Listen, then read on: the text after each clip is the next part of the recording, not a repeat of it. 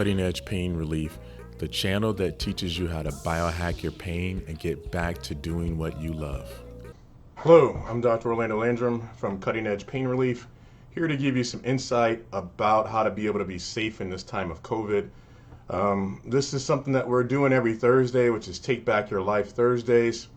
Traditionally, what we're going to do is talk a little bit about the aspect of pain and how to be able to deal with that and how to treat certain issues. But as we know, COVID-19 is really kind of dominating sort of the scenes.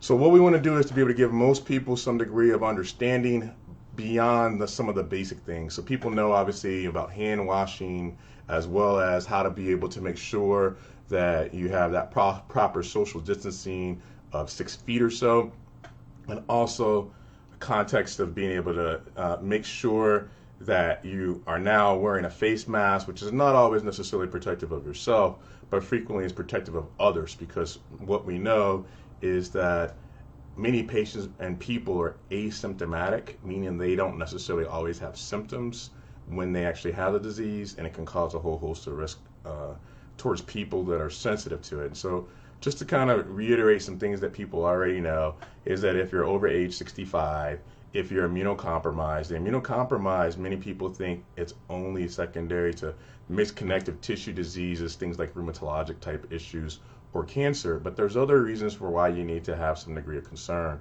So we have a number of YouTube videos, which we're going to talk about in just a second or so, that kind of talks about that.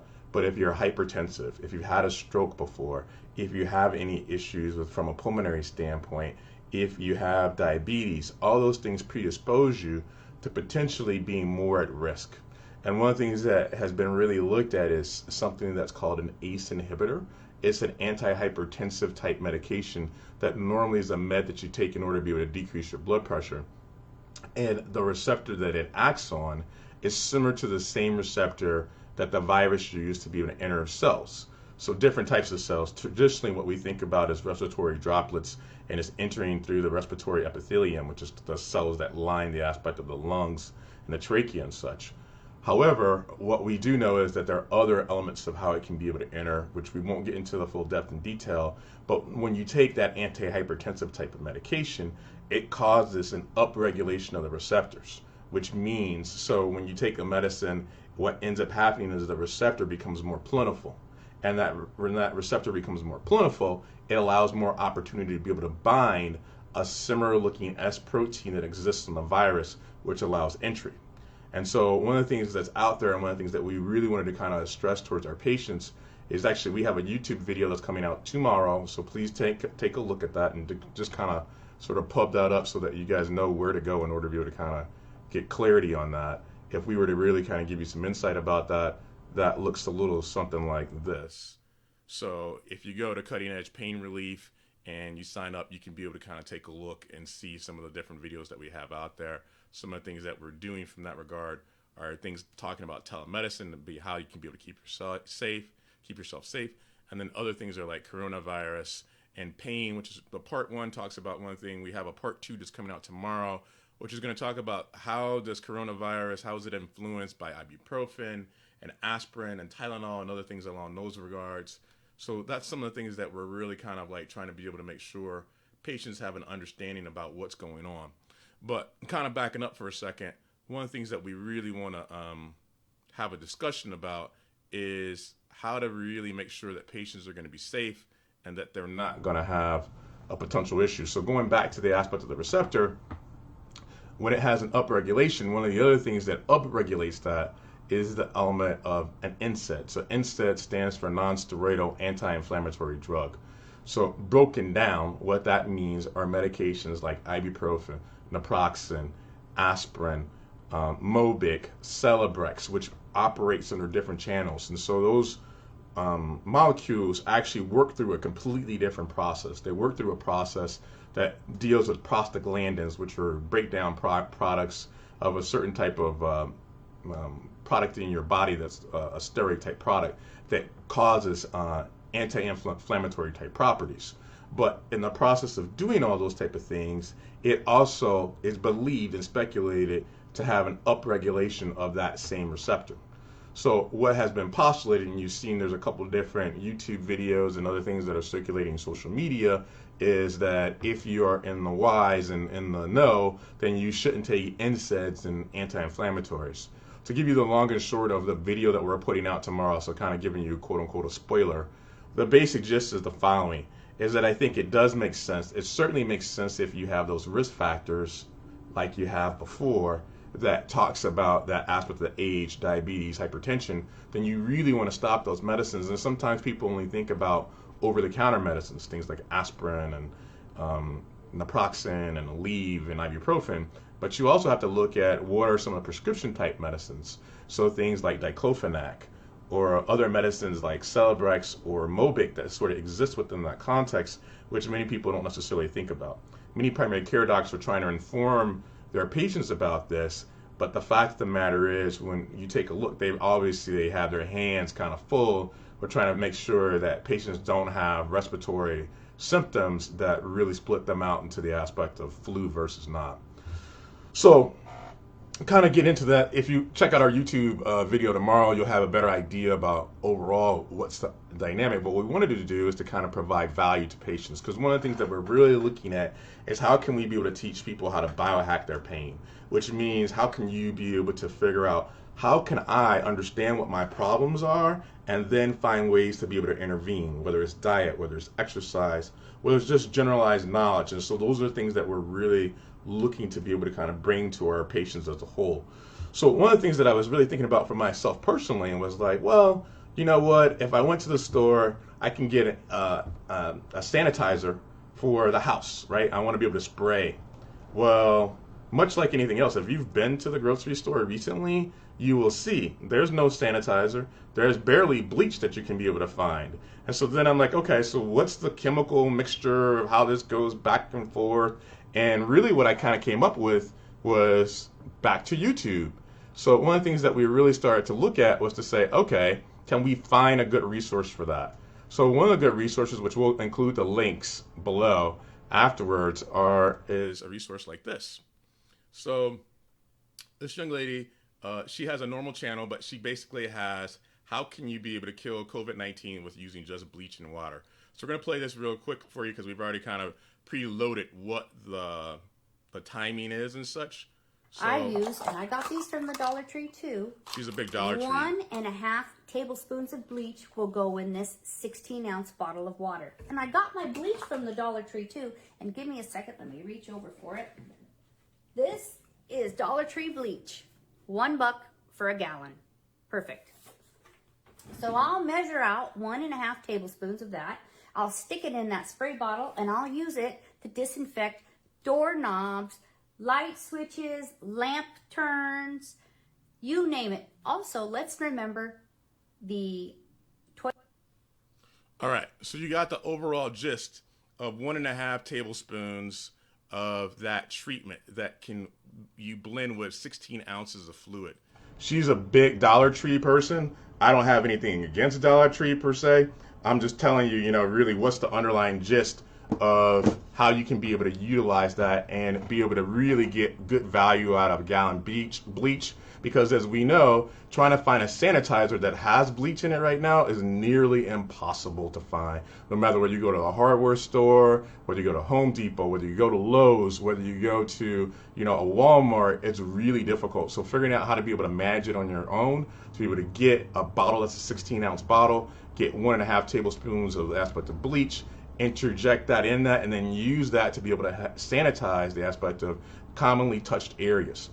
So then one of the other things that kind of came up was, all right, how can you be able to address cell phones? Because really you start thinking about this and you're like, well, if I'm going to the store and I'm breaking out my wallet or I'm breaking out my purse, wallet for me, let me be clear, and you're trying to be able to figure out how can you be able to utilize your hands, frequently your phone will kind of come into play. But would you use bleach on your phone? Of course not. So if you start looking for some resources on how to be able to kind of address that, one of the things that's actually in play is the following video. So if you take a look at this, it gives you kind of an idea. So this video gives you some insight. It's actually coronavirus, how to be able to clean your phone and not damage it permanently, which is a huge thing. We'll also include this link, but as you can kind of see within the aspect of the captions, that it's 70% isopropyl alcohol wipe, which you can normally be able to find. So we'll play this for you real quick and then kind of continue on from there. Which you can probably find at a drugstore. You can't really find them online right now on Amazon. Be creative, but go figure, everybody's bought up all of these things. Or Clorox disinfecting wipes. And these are the Lysol version of the Clorox wipes. I actually went on a cool website I found. It's called smartlabel.org that lets you see the active ingredients in pretty much every household product and the inactive ingredients. And so I checked, and the alkyl dimethyl ammonium chloride that's in the Clorox wipes is the same as the alkyl dimethyl ammonium chloride in the Lysol wipes. It took me about 15 times to get that right. And I was reading the label, and it says, kills human coronavirus on hardened non-porous surfaces in 2 minutes. So not instantly, we need to leave this on for 2 minutes. And then later on the label, it says, to disinfect, allow to remain wet for 4 minutes, allow surface to air dry, toss dirty, wipe away. So don't save it in your collection. But what we need to do is essentially wipe it off and leave it just there for 4 minutes to be safe, 2 minutes, according to the label, to kill the coronavirus. Okay, so we have an idea, but the fact of the matter is when we talk about this, one of the things that we see pretty commonly is trying to find those wipes is pretty darn difficult to do. So what you can do is to do your own blend and mix, which is another kind of like sort of figuring it out. So one way to be able to kind of figure it out is the following, is to take another bottle, which you don't need 16 ounces, but you take a blend of just water and you do a 50-50 mix with 70% isopropyl alcohol. And you can traditionally be able to find that within the context of the stores. And that you can spray your phone down with. According to the more in-depth electronic channels, things like this guy as well as like CNET, what you don't want to do is to use a paper towel. You want to use a microfiber cloth. Finding that can sometimes be a little bit challenging, but it still can be able to be done. So you can be able to clean that phone down in addition to other things. So it also is helpful when you have delicate items that you know you may have contact and utilize with some degree of touch. So we have the idea of how to be able to now deal with traditional elements, and then probably one of the most useful videos, which I've gotten from a number of people who have sent it to me, but I'm not so sure that patients have seen it, and we want to make sure that people are really being able to kind of get this insight, is the element of how to be able to kind of deal with your food. So one person, actually a number of people actually sent this to me, and listening to this was really quite interesting. So it's a gentleman who's a doc, actually not too far from us in South Bend, who's present in Grand Rapids. And so this is his commentary about how to be able to kind of deal with food. And it's a pretty long and extensive video. So we're not going to play all of that for you, but we'll just play kind of the opening beginning components, and then you can be able to utilize this for yourself. I'm a family physician practicing in Grand Rapids, Michigan with 20 years experience. The point of this video is to help you shop safer and get takeout food safer during the stay-at-home shutdown due to the coronavirus pandemic. Today is March 24th, and we've been in this for about a week here, and things are just starting to get serious. I'm a healthcare provider under a lot of stress. Please be nice in your comments. We are at stay-at-home orders here in Michigan, and more states are coming on board with this, and our movements are restricted. Italy went on a stay-at-home order on March 10th, and despite that, they posted their greatest death toll on March 20th.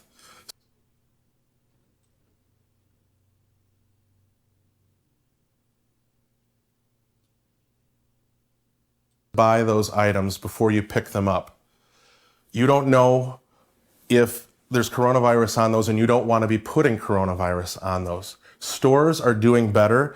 They're sanitizing their stores at night, but they are not sanitizing every canned good and every plastic wrapped item. Don't go to the supermarket if you have any respiratory illness whatsoever. Furthermore, don't allow your loved ones over the age of 60 to go to the supermarket. We need to take care of our elders in these times, and we can bring groceries to them after we've ensured that they're safe. Plan before you go to the supermarket. Minimize your time in the supermarket, and I recommend that you get 2 weeks worth of groceries when you go. Okay, so pretty interesting items. He talks about how to be able to clean your groceries, how to be able to make sure that you have a little bit less risk. Some of it for many people may feel like it's overkill. But at the end of the day, is how important is it to you to be able to decrease your risk with a little bit of extra effort? And if you have people that you care about, how important is it to you that you give a little bit of extra effort in order to be able to make sure that they have the likelihood of not getting sick? So one of the things that we wanted to do was to provide patients and other individuals a resource to be able to say, how can we be able to look into some things, figure out how we can be able to get value of being able to make sure that we are not getting ill, and then talk about ways that we can be able to help treat people's pain if they have it, as well as how can we be able to help empower you to be able to make sure that you can take control of your life. So this is Take Back Your Life Thursdays. Please stay tuned. Check out our YouTube channel if you're interested, and have a great day and be safe. Take care.